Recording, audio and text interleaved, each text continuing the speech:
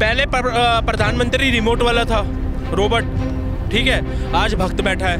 पहले वाइन चलती थी, समझ रहे हैं, आज चाय चल रही है। पाकिस्तान तो चाहेगा राहुल गांधी जीते। वो तो नमाज भी इसलिए पढ़ रहे हैं, वो तो जानबूझ के नमाज पढ़ रहे हैं। मोहब्बत है, मोहब्बत में भी मिलावट है ना। इनकी मोहब्बत भी बड़ी गंदी है। महिलाओं को देखकर फ्लाइंग किस मारते हैं, प्रधानमंत्री को देख के आंख मारते हैं। कांग्रेस को पता है आएगा मेरा बाप मोदी।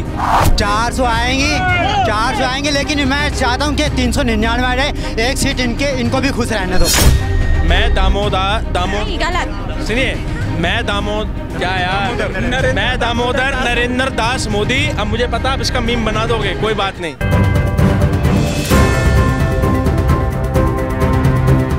411 किधर से हाँ। आप ढूंढती रहेगी कहाँ से। हमें तो ढूंढा, हमें पता है, आप जनता भी जानना चाहती 411 कहाँ से, क्योंकि साउथ से कह रहे हैं साफ है, कह रहे हैं साउथ से सुपरा साफ हो गया है, ऐसे कहते हैं। ये तो राजस्थान से भी कह रहे थे हमें हरा के दिखाओ। ये तो राजस्थान से भी कह रहे थे, मध्य प्रदेश पाकिस्तान समेत कह रहे हैं बहुत सारे लोग। सर देखिए मैडम, पाकिस्तान तो चाहेगा राहुल गांधी जीते। वो तो नमाज भी इसलिए पढ़ रहे हैं, वो तो जानबूझ के नमाज पढ़ रहे हैं कि भैया वो दुआ कर रहे हैं कि राहुल गांधी जीते।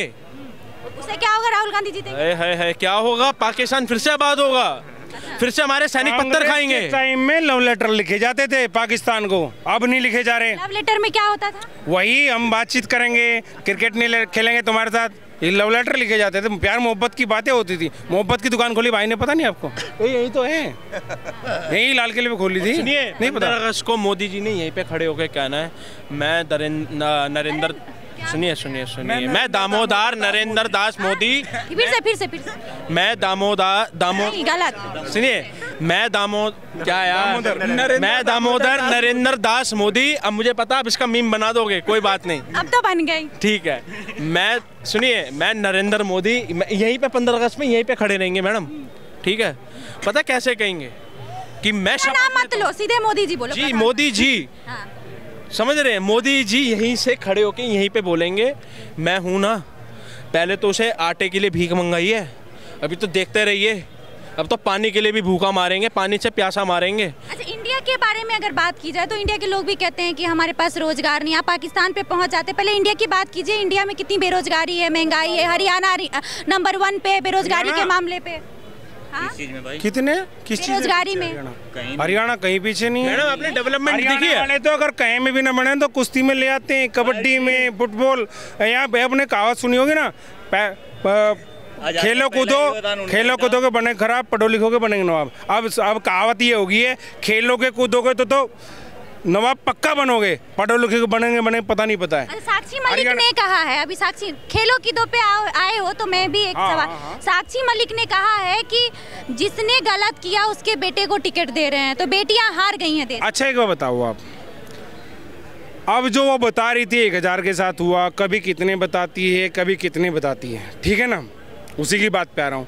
वो ही उससे 3 महीने पहले कह रही थी, आपकी जैसी मीडिया वाली पूछ रही थी उससे कि जय आज तो बड़े रेसलिंग बैट से बड़े मेडल आए हैं। बोले सर की वजह से। कौन? सर की वजह से। राजनीतिक तुष्टीकरण जो कांग्रेस का चल रहा है ना, लोगों को भड़काने का, बहकाने का, वही था और कुछ नहीं था, ठीक है। सुनो, सुप्रीम कोर्ट ने क्लीन चिट दी है उनको, क्लीन चिट, ठीक है ना, दागी चेहरा नहीं है ना, उन्होंने किसी के साथ कुछ किया है, क्लीन चिट। और जिस लड़की के साथ हुआ ना, पोस्ट को केस लगा रहे थे, उसके खुद के पिता ने आगे बोला मीडिया में, बोले मैं सबसे हाथ जोड़ कहता हूँ, मेरी लड़की को इस गंदगी में मत घसीटो, इस षड्यंत्र में, ठीक है ना, कुछ हुआ नहीं था वहाँ। भी साक्षी मलिक और उन लोगों पे मैडम, अरे साक्षी मलिक को सुनो, वो वाड्रा ने, वो प्रियंका वाड्रा ने, पिंकी वाड्रा ने अपने घर बुलाया। सबका नाम लेने में गलती कैसे करते हैं आप? दामोदर दास मोदी। मैं हुई ऐसा, मेरे को बोलने में ना थोड़ी दिक्कत है। राहुल गांधी को क्या कहेंगे? पप्पू। वो तो मोदी जी को पूरी दुनिया का आप अच्छा सिंह है। अरे 56 इंच का सीना आज क्यों? एक मिनट 56 इंच का सीना आपने कहा, किसी नॉर्मल आदमी का 56 इंच का सीना मतलब कहते हैं कि आदमी नहीं होता है। अच्छा क्या होता है फिर वो बताओ? लोग कहते हैं राक्षस होते हैं। सुनो, तभी तो पाकिस्तान को ऐसे नहीं क्या भाई फैन फॉलोइंग है हमारे इंडिया में मोदी जी की? तो आप भी फैन हो जाओगी? हम तो फैन है ही। तो फिर क्यों कह रहे हो फैन? सबके फैन है। किसके? तो आप सबके फैन है। अच्छा पहले बताओ, आप राहुल गांधी की फैन हो? हवा क्यों नहीं आ रही? हाँ है ना? तो फिर आपको भी चील कौवों को रोजगार दिलाएंगे? लीटर में आटा लोगे? सुनो मैडम, मीम जब मेरी वो बनेगी तो आपकी भी बनेगी। कैमरा मेरा दोस्त लेके पीछे खड़ा है। सुनो देखो, आप चील कौवों को रोजगार दिलाओगी, ठीक है? अच्छा पहले आप बोलो फिर मैं बोलूँ। हाँ आप बिल्कुल बोलिएगा, आप तो पत्रकार है मैडम। सुनिए, आपका बोलने बुलाने चील कौवों को रोजगार से लेके, लीटर से आटे से लेके, हिंदुत्व को खत्म करने से लेके, जो कहता है ना कि हिंदू और मुसलमान आलू डालेंगे सोना निकालेंगे तो भूल गए। मैडम एक बात बताओ, मैं ये किसका बात था? ये तो राहुल गांधी जी का था। अब पूरी पढ़ाई नहीं की है आपने। मोदी जी का होगा। पढ़ाई की बात करते कहाँ है वही तो वीडियो? कह रहे राहुल, कहाँ है वीडियो? दिखाओ, हम राहुल की दिखाते हैं आपको वीडियो। नहीं वो तो एडिटेड वीडियो। फिर यार मीडिया वाले बिना एडिट हम वाले, बिना प्रूफ के कुछ नहीं। अरे सर जी मैं क्या कह रहे अच्छा हैं? एक आप बात बताओ, हर सप्ताह बच्चा पैदा हो सकता है? महीने में 56 बच्चे पैदा हो सकते हैं? हर हफ्ते बच्चा पैदा हो सकता है? हाँ इन्होंने कहा हो सकता है अलग अलग इंसानों के। अरे यार वो, अरे आप उसको एक मिनट, एक आदमी का नहीं हो सकता। नहीं हो सकता ना? तो मैडम वो फिरोज खान का पोता तो बोलता है, वो भी मोदी जी ने बोला होगा। मुर्गी का तो होगा, उसने आदमी का तो नहीं बोला। कौन सा पक्का चमचा बच्चे है? की बात हो रही है? सुनो, मुर्गी अंडा देती है, मुर्गी अंडा देती है, बच्चा नहीं देती भाई। मुर्गी अंडा देती है, बच्चा नहीं, और 4 महीने में। ये देखो ये चमचा हुए तो आप क्या हुए? अंधभक्त बोल दो। आपने तो पहले मुझे अपनी वीडियो पे अंधभक्त बता रखा है। मैंने नहीं बताया। अरे आपने बता रखा है मैडम। कभी नहीं कभी नहीं। बाबर बच्चे देती हैं, ये लो अभी मैं निकालता हूँ। तो वहाँ क्यों बोला उन्होंने? 52 वहाँ क्यों नहीं बोला? अब इसमें बोल तो रखा है कि यूपी की महिलाएं 52 बच्चे देती हैं एक साल में। हाँ ये देखो दिखाइए। Edited video. फिर यार भाई पहले इसको मतलब बुलाया जाए। वो करे तो रासलीला, हम करे करेक्टर ढीला। उनका कुत्ता मारा, कुत्ता उनका कुत्ता टॉमी। इतना नफरत क्यों है राहुल गांधी? नफरत नहीं है एक मिनट देखो, कर्नाटक के अंदर सरकार बनी, नफरत की मैं बात बताता हूँ। 100 करोड़ वक्फ बोर्ड को गया, 200 करोड़ चर्च को गया, 12% टैक्स मंदिरों पे क्यों लगा दिए? नफरत है तो उसको किससे नफरत? तो मंदिर देते हैं। मैडम टैक्स तो मंदिर देती है, सुनते रहो। 6 लाख करोड़ आता है टैक्स, उसके आप छोड़ दो। पर वक्फ बोर्ड और चर्च को 100 करोड़ 200 करोड़ देके मंदिर पे 12% टैक्स क्यों? उनको भी कुछ दे देते। अरे उनको भी कुछ दे देते ना। तो नफरत कौन फैलाता है? नफरती कौन है? हिंदुत्व को खत्म कर दूंगा, हिंदुत्व बात ना करके, जनता के मुद्दों पे ना बात करके सिर्फ कांग्रेस को हराना है, ये करना है, या कांग्रेस को सिर्फ भाजपा को हराना है? मैडम कांग्रेस को तो बीजेपी नहीं हराएगी। कांग्रेस खुद 230 सीटों पे लड़ रही है। लालू मेरे ख्याल से कितनी 40 सीटों पे लड़ रहा है ना 30 सीटों पे। तो कांग्रेस को पता है आएगा मेरा बाप मोदी। ऐसे आप मत बोलिए। फिर बिल्कुल दामोदर नरेंद्र दास मोदी। अब तो सही बोला, अब दोबारा ये भी गलत है। चलो ठीक है। अरे मत बोलो, आपसे नहीं होगा, आपसे नहीं होगा। और एक बात मैडम देखो, ये तो एक आपसे ना हो पाए। सुनो, ये तो एक हंसी मजाक है, पर आप इससे बात करिए ना कि 100 करोड़ वक्फ बोर्ड को, 200 करोड़ चर्च को, 12% टैक्स मंदिरों पे लगाना सही है? नहीं, गलत है। गलत है ना? मोहब्बत है। ये कौन सी मोहब्बत है? मोहब्बत में भी मिलावट है, उनके हिंदुत्व पे है ना? इनकी मोहब्बत भी बड़ी गंदी है। महिलाओं को देखकर फ्लाइंग किस मारते हैं, प्रधानमंत्री को देख के आंख मारते हैं, है ना? 16 साल की बच्ची से अभी उसको बहन के साथ जबरदस्ती करते हैं। यही अरे पास्को एक्ट में यही लाल किले पे बहन के साथ जबरदस्ती कर रहा था। पहले जो कहते हैं ना राम को लाए हैं, देखो मैं इसका ना एक आस्था वाला जवाब देता हूँ। राम को कैसे लाए हैं? देखिए राम को कैसे लाए हैं। पहले प्रधानमंत्री रिमोट वाला था, रोबोट, ठीक है? आज भक्त बैठा है। पहले वाइन चलती थी, समझ रहे हैं? आज चाय चल रही है। कैसे? देखिए वो श्री कृष्ण 3 लोकन का स्वामी है ना, गोपियों के सामने सिर्फ छाछ के लिए नाचता। क्यों? प्रेम के वशीभूत। ऐसे हमारा प्रधानमंत्री है, प्रेम के वशीभूत होके भगवान जी प्रकट हो गए, राम जी। और सुनते रहिए, काशी मथुरा बाकी है, छोटी सी झांकी बाकी है, समझ रहे हैं? राधिका जी कांग्रेस से आए हैं, प्रदेश प्रवक्ता थी दिल्ली की। उन्होंने खुदा के बोला है, मैं राम मंदिर गई थी, कमरे में इतने सारे लोग हैं, आप लोग बताइए एक एक करके कि 400 पार होगा या नहीं होगा? कोई भी आए, 400 पार होगी या नहीं? सुनिए मेरी बात, ये तो आप जबरदस्ती खिलवा रही है मुझसे। आपको क्या आएंगे 400 पार आएंगे, लेकिन सुनिए 400 पार 400 पार अब की बात से पार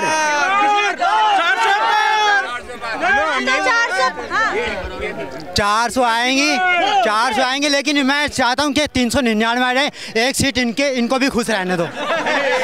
इन लिब्रांडो इन पजामा छापों के लिए भी एक सीट कम आ जाए, ये भी खुश और हम भी खुश। पता है कैसे आएगी? आपको बोलो तो काम गिनवाऊं? ये गिनवाने पड़ेंगे, ये आपको पता है? नहीं बताइए। ये देखिए 411 मैं बताता हूँ कैसे है। 11 सीटें तो राम मंदिर की अलग कर दो, ठीक है? देखिए आईटी सेक्टर में पहले पे थे, दूसरे पे आ गए, झूठ बोलने वाली बात नहीं।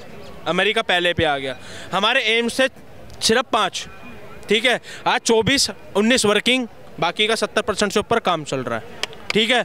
मैडम आज आपको पता है नितिन गडकरी साहब को अवार्ड मिला है किस चीज़ का?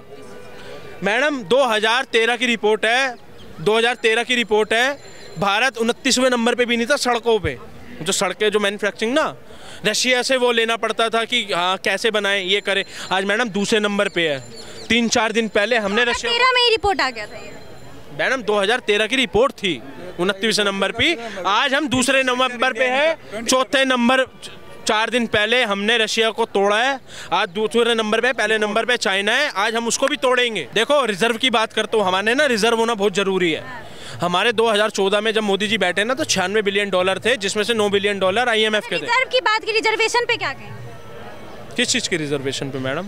जाति का जनगणना जो मैडम फिर जातियों पे आ रही है, आप खुद जातियों पे बांट रही हो। अरे मैं बता कांग्रेस ने किया जातिगत जनगणना, राहुल जी बोल रहे हैं इसके ऊपर। पहले कहते थे जातिगत जनगणना नहीं होने देंगे, अब कर रहे हैं, है ना, कर रहे हैं। आरक्षण होना चाहिए। अरे सुनो ना, अब जब वो दे रहे हैं तो मैं अब जय है ना, वो उन्होंने कहा जातिगत जनगणना नहीं होगी, फिर अब वो करा रहे हैं। मैं ये पूछना चाहता हूँ राहुल जी से, आपके माध्यम से, वो आपको अपने आप को किस जाति में रखेंगे? तो फिरोज खान का पोता पप्पू खान किस उसमें रखेंगे? उनके जो पिता, उनके दादाजी थे वो कौन थे?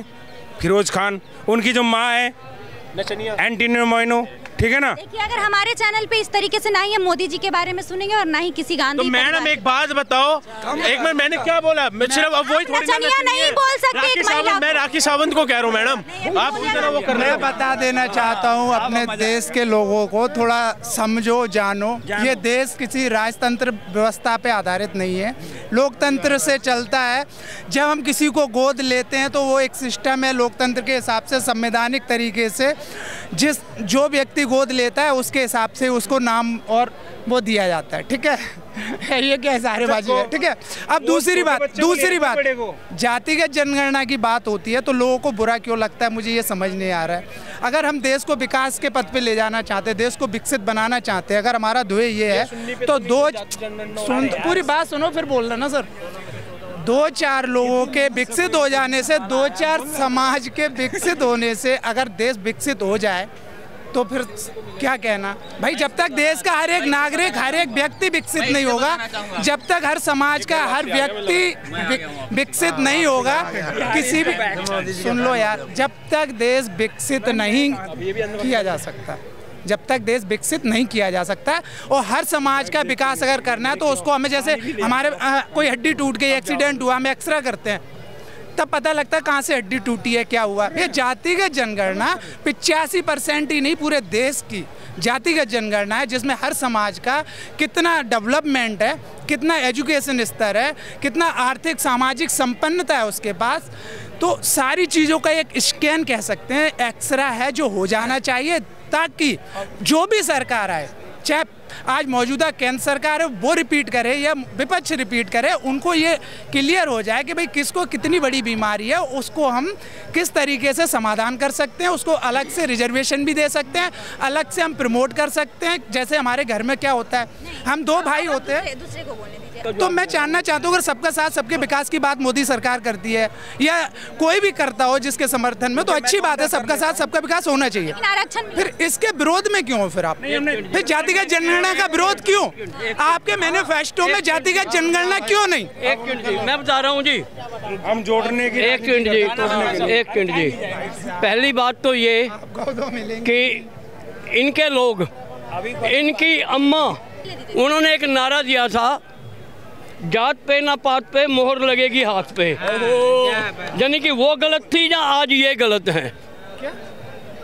इसका क्या मतलब हुआ? जात पे ना पात पे, इसमें आरक्षण कैसे आया? इंदिरा जी ने जाति नारा दिया था, ये आरक्षण को मना कैसे करें? एक मिनट, अरे एक मिनट, बीच में बोल रहा मत, मैं आपकी 10 मिनट सुनिए, आराम से, बिल्कुल नहीं बोल रहा। ठीक है, बोलिए। हाँ, अब इंदिरा जी ने एक आवाज़ दी थी देश को कि जात पे की पात की कोई बात नहीं होगी, केवल हाथ के लिए मोहर लगेगा, हम जात पात की बात नहीं करते।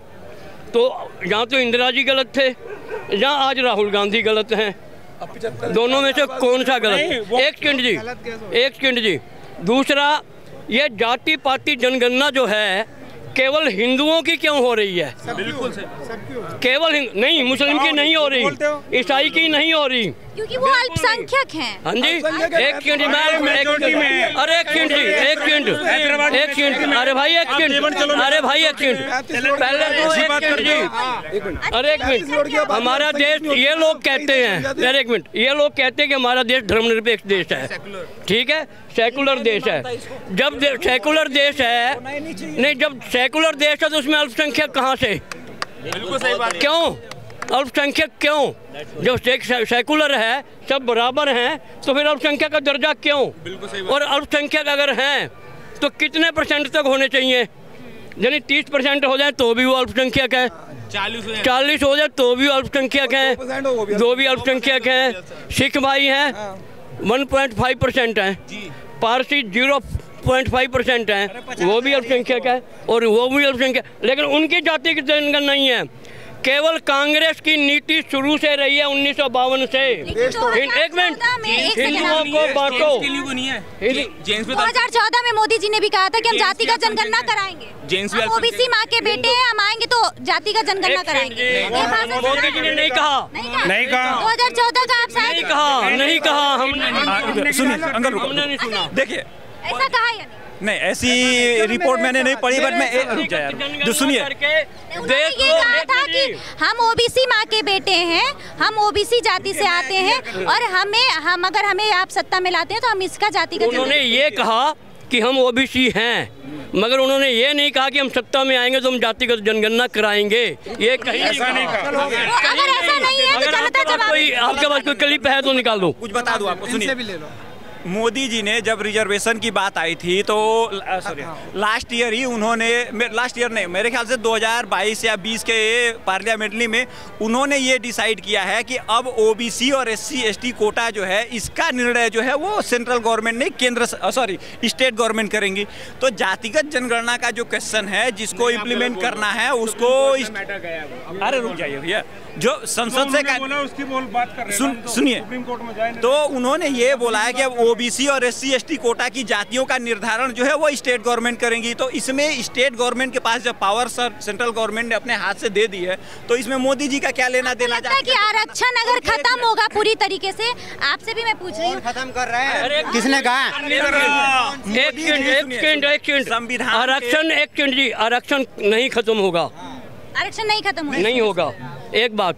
दूसरी बात, आरक्षण पे हो सकता है, मेरी सोच है, भाजपा की क्या सोच है भाजपा जाने, आरक्षण जो है केवल उस घर में पहुंचना चाहिए जहां अब तक नहीं पहुंचा। एक घर में 5-5 लोगों को सरकारी नौकरी मिल गई, कलेक्टर बन गए, डीसी बन गए, मजिस्ट्रेट बन गए, लेकिन वो आरक्षण का लाभ ले रहे हैं। और जो 1 मिनट सफाई कर्मचारी है उसको अब तक आरक्षण का लाभ नहीं मिला। इसीलिए तो राहुल गांधी जी कह रहे देश के अंदर जातिगत जनगणना कराओ, देश का एक्सरे कराओ, सुन तो लो, देश का एक्सरे कराओ। नहीं होगा, नहीं होगा, जातिगत आरक्षण। राहुल गांधी जी बोल रहे तो क्यों तकलीफ हो रही है? मैडम मैं तो कुछ कह ही नहीं रहा, मैं कह रहा हूँ राहुल गांधी जी हमारी भी जी है, क्योंकि वो 56 साल का, सुनो, वो बुजुर्ग नेता है, 56 साल का, 4 साल बाद उनकी पेंशन है, हाफ टिकट भी लग जाएगा। तो राहुल गांधी जी आरक्षण मिलेगा, युवा नेता है राहुल जी। देखो 1 मिनट, इन्होंने बोला राहुल गांधी जी, मैं कह रहा हूँ राहुल गांधी जी, क्यों 4 साल बाद पेंशन हाफ टिकट हो जाएगी, तो मैं भी राहुल गांधी जी। जिसने किया 2G पे घोटाला, सुनो, जिसने किया 2G पे घोटाला, सुनो, जिसने किया 2G पे घोटाला राहुल गांधी जी, जो खा गए कोयला राहुल गांधी जी, तो मैडम जी, जीजा जी घोटाला आपने नहीं सुना? सबसे बड़ा घोटाला जीजा जी का था, रॉबर्ट वाड्रा जी ने जमीन का लोगों को कब्जा ली थी, ठीक है ना, वो जीजा जी घोटाला था। 2G घोटाला, 3G घोटाला। कांग्रेस ने ये बात कैसे कहती थी, ये बात कैसे कहती थी कि देश के संसाधनों पर सबसे पहला हक मुस्लिम माइनॉरिटी का। अरे मनमोहन सिंह जी ने बोला, सुनिए, सुप्रीम कोर्ट ने रद्द करा था, सुप्रीम कोर्ट ने रद्द करा था। अब ये बताओ, एक मिनट, अब ये बताओ, क्या हमारे देश के अंदर तो सुन लेते? नहीं सुन लिया क्या? और हमारे देश के अंदर क्या हमारे पिछड़ों और मुसलमानों सबको उसी बात को कांग्रेस के नेता राशिदा, ऐसा नहीं था। उसी बात, अरे पहले आप मेरी बात को सुनने दो। उन्होंने कोट किया था जो पहला इस देश की जो रिसोर्स है, और आपने पूरा सुना। कांग्रेस के, एक मिनट, कांग्रेस के, अरे यार सुनो तो, कांग्रेस के नेता ही राशिद अल्वी का बयान सुना था उसके बाद? आप बताएं। हाँ, अब सुन लेना फिर दोबारा। उन्होंने ये कहा था मनमोहन सिंह जी, वो और भी क्लियर कर दिया था उन्होंने ये राशिद अल्वी ने ये कहा कि मनमोहन सिंह का मतलब ये था कि इस देश के संसाधनों पर सबसे पहला हक उनका है, गरीबों का, पिछड़ों का। और सबसे पिछड़ा और गरीब कौन है? मुस्लिम। उन्होंने और क्लियर कर दिया, मुस्लिम। क्या ये, और ठीक है, अब सीधा सीधा इससे और क्लियर क्या बोले। अब बात आती है फिर दोबारा माइनॉरिटी। क्या माइनॉरिटी, क्या सिख नहीं है माइनॉरिटी? क्या जैन नहीं है? क्या ईसाई नहीं है? इन्होंने सीधे है ना हिंदुओं को बेवकूफ बनाया, शुरू से बेवकूफ बनाया। यही वो राहुल गांधी जी ने मुस्लिम की बेटियां हमारी बेटियां हैं, और सबसे पहला कुछ है तो मुस्लिम की बेटी है। आपकी बेटियां क्यों नहीं बेटी है? सबकी बेटियां हैं। अरे हिंदू की क्यों नहीं है? जैन की क्यों नहीं है? बौद्ध की क्यों नहीं है? सिख की क्यों नहीं है? सबकी होनी चाहिए। पहला हक मुसलमानों की है, ऐसा क्यों? जो माइनॉरिटी है उनकी है। आप कहते हो ना, आप कहते हो, सुनिए, आप लोगों को लगता है कि एंटीरियो ने कहा था ना, वो इटली वाली ने, कि राम काल्पनिक है, राम सेतु को तोड़वाने का काम करा था, समझ रहे? आज वही सुनो पप्पू, और वही पप्पू आज क्या कह रहे हैं? पप्पू आज क्या कह रहे हैं? मोदी जी ड्रामेबाजी कर रहे हैं समुद्र के नीचे जाके। ये समुद्र के नीचे द्वारिका भी मोदी जी ने बनवा दी। अरे तुम यहाँ भी खोदोगे, यहाँ भी भगवान निकलेंगे भाई। कहाँ तुम निपटाओगे? तुम निपट जाओगे। यहाँ का कंकर शंकर है ना। और जब हम मर जाएंगे, हमारी अस्थियां बहती हुई नदी में, है ना, कान लगा के सुनोगे वो बोले भारत माता की जय। आज कांग्रेस खुद डूब रही है। आप लोगों को क्या लगता है, इन तमाम जिन लोगों ने बात कही है उन पे आप लोगों की राय क्या है? अपनी राय कमेंट बॉक्स में जरूर दीजिए। मिलते हैं फिर अगली खबर के साथ, तब तक के लिए धन्यवाद।